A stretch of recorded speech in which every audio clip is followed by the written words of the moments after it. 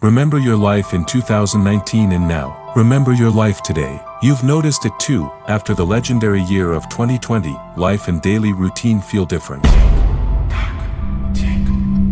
It's literally the point that divided our perception of life into before and after. Let's remember 2020 itself. Every month was a separate catastrophe. Somewhere it was Iran-US, somewhere fires, somewhere BLM. The most long-lasting was the virus, that one. At first everything was quite decent, an ordinary year, and then we are all locked up at home due to the rise in coronavirus infections. Did we know back then that we would be sitting at home for a whole year? Anyway, our life no longer feels as chill as before. However, this phenomenon is surprisingly widespread. Not just individuals feel this trend, but whole society, all of society. The reasons are quite concrete. Finding out the reasons, you can fully get back those feelings. First, obviously TikTok. Well, of course, there is a metaphor in this. But indeed, TikTok influenced the worsening perception of life. Did you notice that the beginning of quarantine suspiciously coincides with the rise in popularity of TikTok? People just sat at home and out of boredom got sucked into this social network for hours. Unlike YouTube or Instagram, you don't have to search for and choose content here. It finds you itself. And just imagine how it looked from the outside. You lazily changing poses with a zombified face, scrolling through your phone and getting as much dopamine as you didn't get in your offline life. Naturally after this, when the quarantine ended and now you can freely leave the house, you still stay home because you traded your former fun life for a gloomy room with trendy music. You used to have fun, often just for no reason.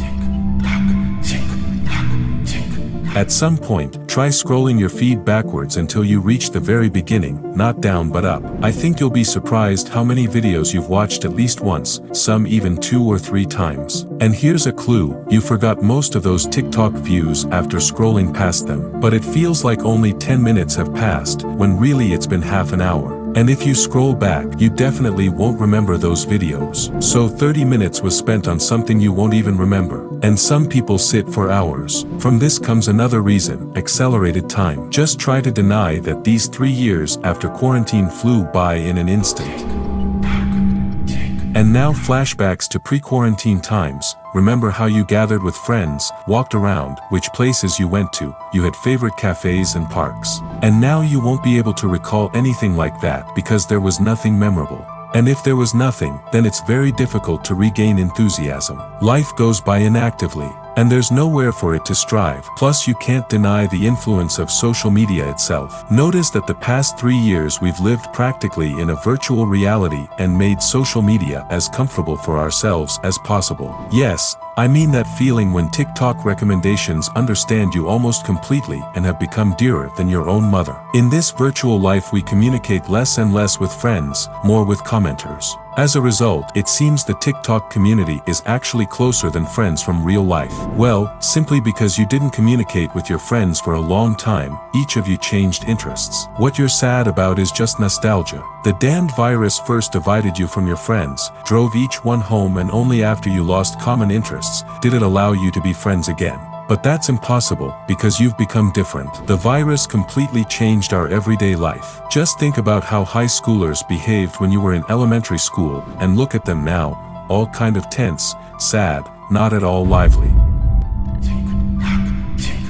One of the indirect reasons why everything changed so sharply is the so-called post-COVID depression. I learned about it recently, but it sounds very realistic. It's not a fully proven illness, but recognized as a psychiatric problem. I won't explain from a scientific point of view. In short, when we lose our sense of smell, the brain can't recognize tastes and smells, and produces less dopamine, the happiness hormone, and a deficiency is created, or simply, a lack. And a lack of happiness is anxiety, fatigue, insomnia, and so on.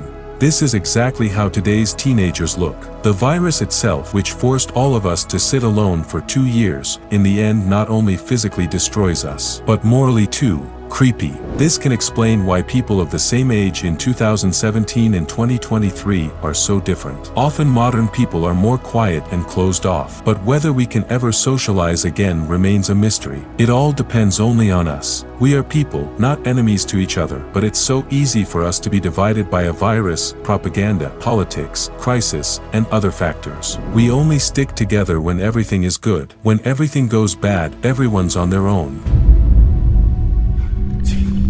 Tick tock, tick tock, tick tock, tick tock, tick tock, tick tock, tick tock, tick tock.